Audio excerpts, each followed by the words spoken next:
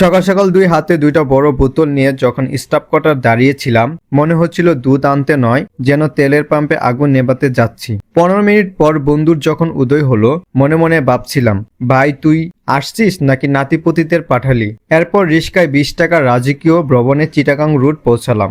দুধের খুঁজে যাওয়ার আগে নিজেদের ইঞ্জিনে তো একটু ফুয়েল দরকার। চিটাগাং রোডে জুপ বুঝে নাস্তাটা সেরে নিলাম।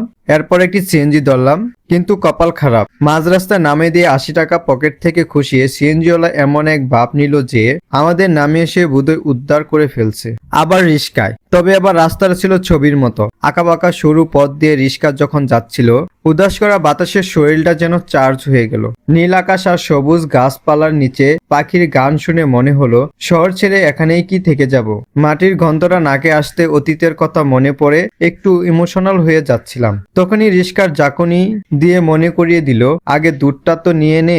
গ্রামে পৌঁছে দেখা মিলল সেই দাতা বড় ভাইয়ের। তিনি যেন এলাকার দুধ কোঅর্ডিনেটর। বড় ভাই বললেন, পিছে আয়। আমরা অনুগত ছোট ভাইয়ের মতো গ্রামের অলিগলি পার হয়ে খামারের দিকে হাঁটলাম। অবশেষে সেই কাঙ্ক্ষিত খামার। মহাজনের সাথে বাপসাপ নিয়ে কথা বলে বোতল ভরে নিলাম, সাদা খাঁটি সোনা মানে দুধ। এক হাতে দুধের বোতল আর মনে একরাশ তৃপ্তি নিয়ে যখন বাড়ির দিকে রওনা দিলাম, তখন নিজের একজন সার্থক দুধ যোদ্ধা মনে হচ্ছিল।